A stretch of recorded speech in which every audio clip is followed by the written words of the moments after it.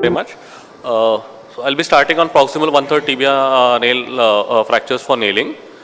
So when we first saw a DCP and an LC-DCP, a locking plate, we started using the locking plate with the same principles as a DCP, and then we realized that the way a locking plate works is completely different, the principles are completely different. Similarly, when we use a tibia nail and an expert tibia nail, for a proximal 1/3 tibia fracture, the principles of nailing in a shaft fracture as compared to a periarticular fractures are also completely different. You cannot use the same principles as a simple nail that you use. So what are the risk factors in a proximal 1/3 tibia which are important? They are the anatomical in the sense the bony shape, because it's in the metaphysis, there is a wide area. The fracture plane is usually more oblique as compared to a shaft fracture.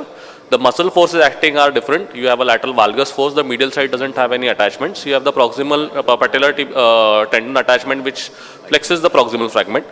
Your surgical factors include your skin incision level, your bone starting point, your nail insertion vector, its depth, and added to it is osteoporosis.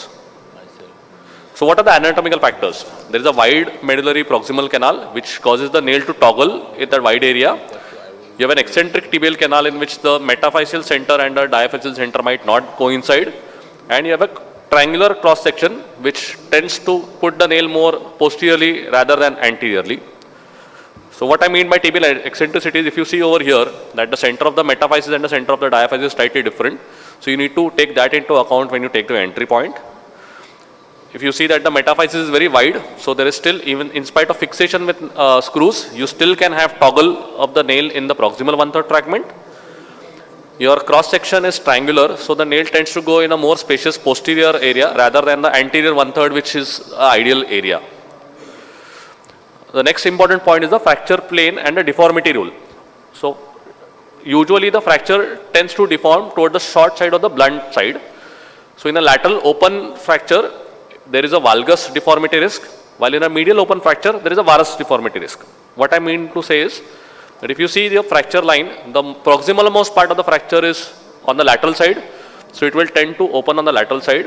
And if you see the obliquity of the fracture plane, you see that there is more area for the nail to toggle as compared to a transverse fracture plane in which the toggling is less. So here the deformity rule is, if your apex is proximal on the lateral side, then the fracture tends to open up in varus. Like what you see over here, the apex is on the lateral side, the fracture opens in varus. So when you nail in a normal way, then you see that this is a typical deformity that you see. If you see on the left side, the proximal end is on the top on the lateral side, it has gone into valgus. On the right side, the proximal end is on the medial side, and the fracture has deformed into varus. The muscle forces which are acting, as I said, is the patellar tendon, the lateral extensor muscle, and there is no medial counterbalance to these places. So if you see, there is a lot of lateral musculature. So if you try and enter through in the nail, and when you try and fix the nail, you see that there is a valgus opening because of the forces and an extension of the proximal fragment. As I said, the surgical factors are skin incision level, bone starting point, and the nail insertion vector. So what are the tips that you require? First is, depending on the fracture configuration. If it's a lateral open fracture, then your entry point should be slightly lateral as compared to the center. If it's a medial open fracture, then the entry point should be medial. And a true AP image is necessary. So in a true AP image, you see that the lateral condyle of the tibia bisects your fibula. That is your true AP. If you have any rotation, then your entry point might change. So this is a slide which tells you in a nutshell. If you have a lateral open fracture, then your polar screw should be on the lateral side, your nail starting should be on the lateral side. Then you will be able to correct the deformity and maintain the reduction.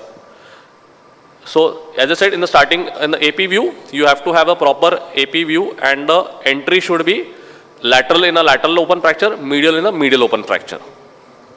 In the lateral view is also very, very important in this case. So this is a very good slide. If you see the skin incision, if normally we take it in the lower one, in a normal tibial fracture, we take it in the lower 1/3 of the tibial tendon. If you take a low skin incision and a low entry point, then your nail is going to go posteriorly, it is not going to go straight in the canal, it is going to come out. If you take a low skin incision but a high entry point, Because of the low skin incision, you tend to go more horizontal than vertical. You need to go more vertical.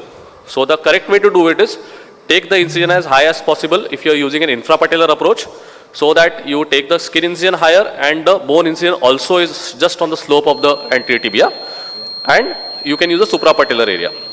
So a steep insertion angle is important. Polar screw, it blocks the wrong nail path, it narrows the functional canal and improves the stability.